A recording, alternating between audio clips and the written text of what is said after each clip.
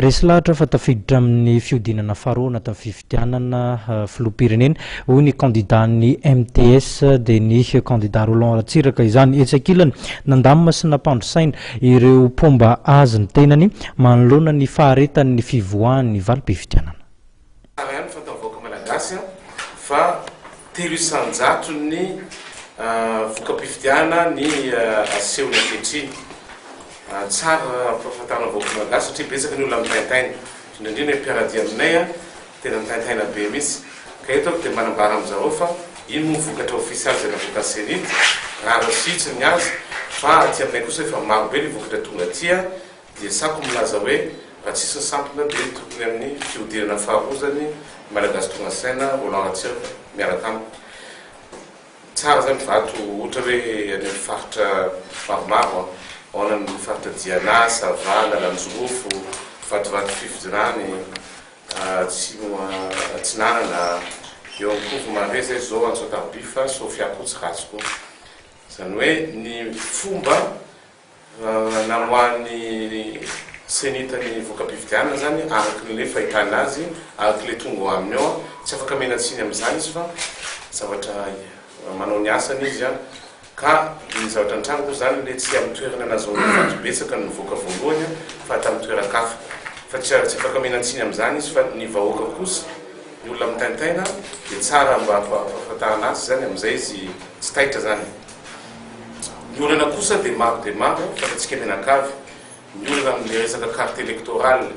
ny olana miresaka tsy fahafan'olona mifidy satria tsy nampidirana anatin'ny lista. Malahelo zay fa misy fipokotary sasany dia ataontsika hoe mijery tavan'olona ka fantany ianao fa amin'ny antoko zao dia tsy ameny karaha-pifidianana ka zany anisan'ny lesoka tanatin'ny fifidianana io goavana dia goavana satria betsaka mitoerana na Tananarivo, Toamasina sy any avaratra any any atsimo ny olona tsy nahazo karaha-pifidianana noho zay antony manokana zay. Eo anatin'izany ihany koa ny zavatra hita hoe misy lesoka dia misy olona efa nodimandry mbola mahazo karaha-pifidianana. Amin'ny fomba ahoana moa olona efa nodimandry dia mbola mahazo karaha-pifidianana, zay ihany koa zany dia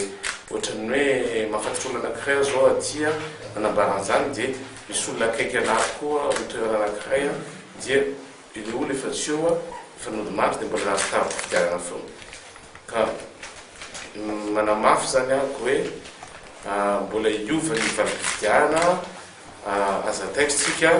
indrindra ny candidat sasany kosa dia gaga hoe miova tampoka io valim-pifidianana io dia taitra amin'izany izy fa hitantsika rehetra fa 300 ny voka-pifidianana ihany no voaka ankehitriny.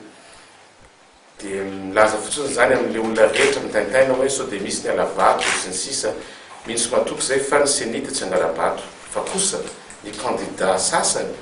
zay manome pression any tompony andraikitra ara-panjakana any amin'ny distrika dia mazava be fa manao an'izany izy fa fangalana-bato mety sarotra fa kosa le ataontsika hoe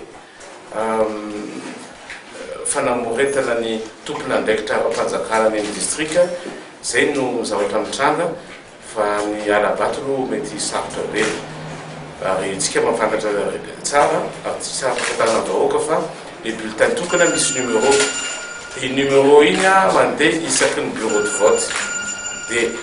efa fantatry ny senity iny hoe bureau de vote ratsy numéro zao daholo ny bulletin tokana mandehana ka raha ohatra ka tsy mitovy amin'le numéro efa tonga ao zany izy dia mety alabato satria misy miteny hoe fa misy bulletin tokana efa vomona avy any Afrika Atsimo ohatran'ny sarotra ihany mino an'izany satria raha ohatra misy bulletin tokana izy ka mitovy amin'le sary rehetra io dia tsisy an'le laharana dia tsy manan-kery zany ny bulletin tokana.